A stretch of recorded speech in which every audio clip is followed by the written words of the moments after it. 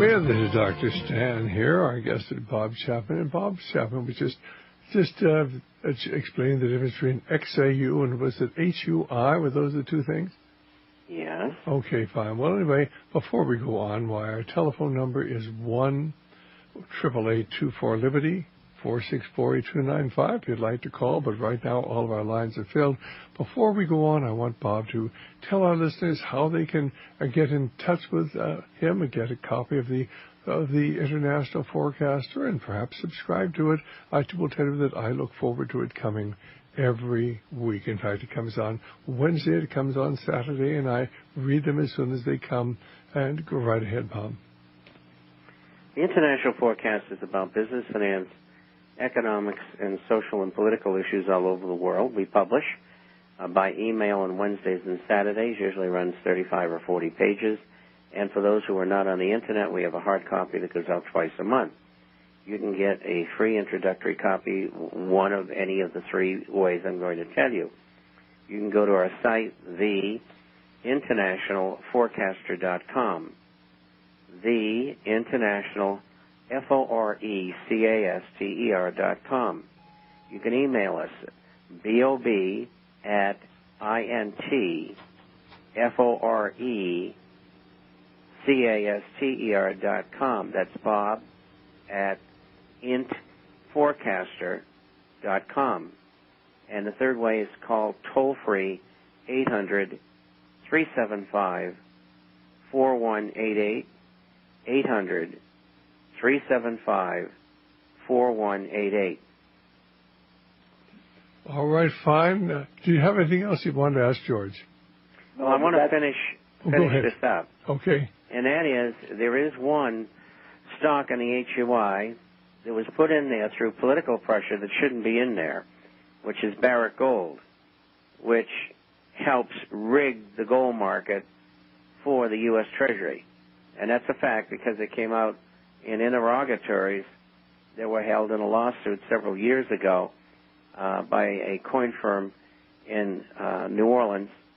And finally, the coin firm won and received a settlement from Barrick and others who were involved in it.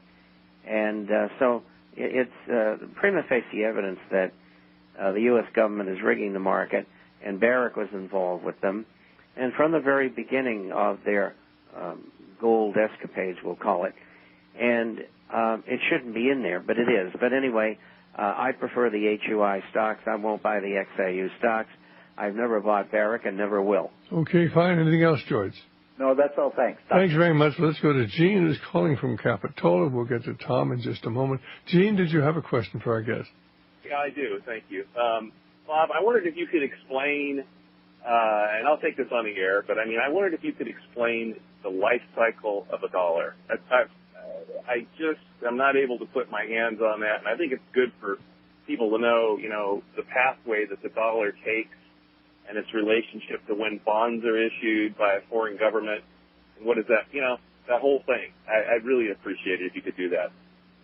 Well, I'd appreciate it if I had several hours, and I can't do that. And so the Treasury requests money be printed by the Federal Reserve, and the Federal Reserve goes ahead and prints it for them and sends it over to sends the order over to the Mint, and they print it for the Treasury Department. The U.S. Treasury also issues bonds, bills, and notes, and they do that by public auction, and usually there's 21 dealers there that will take down the offering if it's not bought in completion. And on the other hand, money is created by the Federal Reserve, as we talked about earlier in the program. The Fed can create any amount of money that they want and lend it out to others. And any interest that they receive goes to the Fed. And, of course, this is what they've been doing in propping up banks, insurance companies, and stock brokerage firms that are essentially bankrupt. And so that's an overall view of how that works. Okay, thank you very much. Well, let's go to Tom, who's calling from Chicago. Hi, Tom. How are you doing? Hi, fellas. Here I'm calling from the most corrupt state in the Union. And from one of the windiest cities, so go ahead. What I'd like to ask Bob is, Bob, if you heard from any of the subscribers the slam dunk that was done by Bob Brinker on his phony show yesterday, his front for the Illuminists, about attacking... No, I have not heard that. You'll have to tell me what he said. He attacked all those that were supporting the Ron Paul House resolution as being country bumpkin, stupid idiots. And it was hilarious because it was like he was promoting the global currency with gold backing a couple of weeks prior. You could really see he's nothing but a point man, just like Kramer and all the rest of them. Well, I think it's interesting. There's over 280 congressmen have endorsed the House resolution, so I guess they're all crazy and country bumpkins too. Well, he made the statement that you're going to hand this over to the Congress that's already spent us into this quadrillion, trillion debt, and these guys don't know what they're doing. Well, the Fed is so much more. You know, Bernanke has done such a great job, and it's such a great job that we have him. I was just about to burst out laughing listening to everything he said. It was just a terrible program. I wouldn't listen to him again. All right, fine. Well, that is the one thing you can do. If you don't like what I say, you can turn me off. And if you don't like what Bob Brinker does, why, turn him off and tell his advertisers why you're not going to listen again, okay? Absolutely. Well, you know, Brinker is a very knowledgeable man. And for some years I listened to his program. And then several years ago, he got into some of the things that I get into. And he read the Riot Act and said, you know, you're off the air unless you shut up. And now they have him as a shill in order for him to stay on the air. So there's no sense in listening to him because you're not going to get the truth. Okay. And it's a tragic shame. But it just shows you how many of these people will roll over. And that's why my publication and I'm unique. I won't roll over for any of them. They hate me. If they could find me, they'd kill me. Amen, brother. Okay. Thanks very much for calling, Tom. Now let's go to Mark, who's calling from Denver. Again, our number 1-888-24-LIBERTY, 1-888-24-LIBERTY, or 464-8295. And hi, Mark. How you doing? Hello, Dr. Stan and Bob. I just had a question I'm sure everybody asks all the time. Of course, gold and silver are important, but we're constantly told by the brokers who sell these about how we should buy the collectibles because of confiscation.